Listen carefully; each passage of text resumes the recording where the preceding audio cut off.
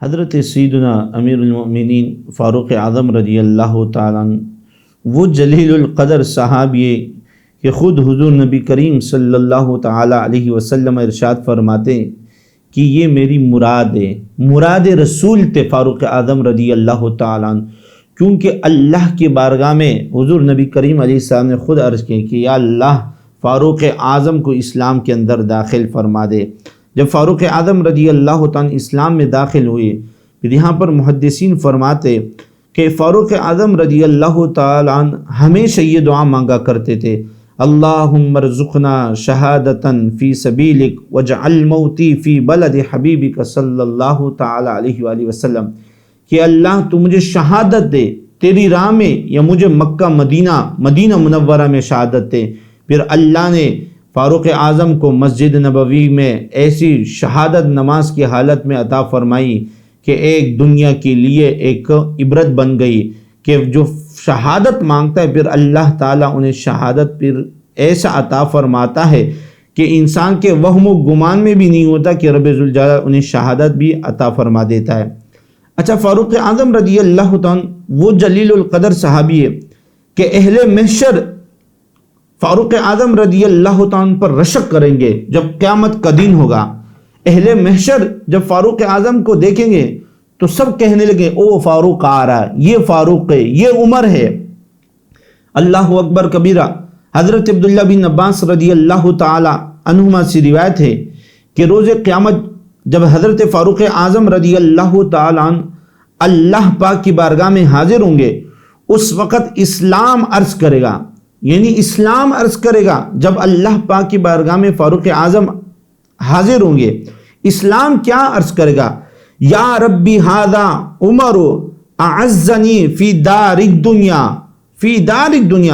فاعزہ فی عرصۃ القیامت، یعنی اسلام یہ کہے گا اے رب الرحمن الرحیم، اے مالک و مولا، یہ عمر ہے، انہوں نے دنیا میں میری عزت بلند کی، آج میدان قیامت میں اے مولا تو انہیں عزت عطا فرما۔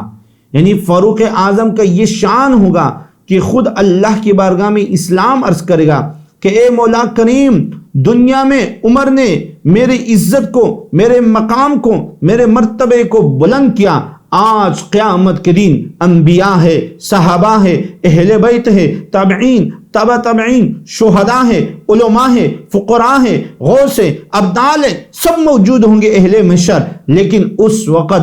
اسلام خود اللہ کی بارگاہ میں عرض کرے گا کہ اے اللہ تو فاروق اعظم کو عزت سے نواز دے، عزت عطا فرما دے۔ اللہ اکبر کبیرہ۔ پھر عزت کیسے ملے گا؟ اللہ اکبر۔ آپ سنیے کہ فاروق اعظم کو اہل محشر میں اللہ پاک کیسی عزت دے گا۔ حضرت فاروق اعظم رضی اللہ عنہ کو اس کے بعد دو جبے پہنائے جائیں گے، دو جبے پہنائے جائیں گے۔ ان جبوں کی خوشبو ایسی ہوگی کہ ان میں سے ایک بھی دنیا میں اگر کھول دیا جائے تو ساری دنیا اس جبوں کی مہک سے معطر ہو جائے گی اور پوری دنیا مہکنے لگ جائے گی۔ یعنی اتنے خوشبودار جبے ہوں گے جو فاروق اعظم کو پہنائی جائے گی۔ اللہ اکبر کبیرہ۔ حضرت فاروق اعظم رضی اللہ تعالیٰ کو نورانی اونٹنی پر بٹھایا جائے گا۔ آپ کے آگے یعنی محشر کا میدان ہوگا، جب آپ اونٹنی پر بیٹھیں گے آپ کے آگے 70,000 جھنڈے لہرائے جائیں گے، 70,000 جھنڈے لہرا رہے ہوں گے، اور اس وقت میدان محشر میں ایک آواز گونجے گی، یعنی قیامت کا دن ہوگا، انبیاء، صحابہ، شہداء، کتب، غوث، ابدال ہوں گے، تو اہل محشر کے دن یعنی قیامت کے دن ایک آواز گونجے گی، یا اہل الموقف ھذا عمر فاعرفوہ، اے اہل محشر دیکھ لو یہ عمر ہی ہے، عمر ہی آ رہا، ان کو پہچان لو۔ یعنی فاروق اعظم کو پھر اللہ رب العزت یہ مقام عطا فرمائے گا کہ اہل محشر میں تمام لوگ فاروق اعظم کو دیکھیں گے کہ اٹھنی پر بیٹھے، جبے پہنے ہوئے، خوشبو سے معطر ہے، تمام اہل محشر فاروق اعظم کی خوشبو کو سونگھ رہے ہوں گے، تو اہل محشر فاروق اعظم کی دیدار کر رہے ہوں گے۔ اللہ اکبر کبیرہ۔ فاروق اعظم رضی اللہ تعالیٰ عنہ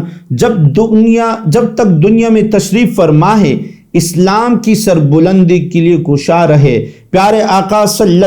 اللہ تعالی وسلم کے ساتھ جنگوں میں بھی شریک ہوئے اور جان ہتھیلی پر رکھ کر اسلام کی خاطر لڑے، اسلام کی سربلندی کی خاطر آپ نے خود کو مشقت میں بھی ڈالا، دنیا میں نظام عدل قائم ہوا، اس کے لیے آپ بھوکے پیاسے بھی رہے، لیکن تقریباً آدھی دنیا کا رعب اور دار خلیفہ ہونے کے باوجود آپ پیون لگائے ہوئے کپڑے پہنا کرتے تھے، یعنی فاروق اعظم کا اتنا شان تھا۔ اللہ کریم سے دعائیں کہ فاروق اعظم کے نقش قدم پر ہم سب کو چلنے کی توفیق عطا فرمائے۔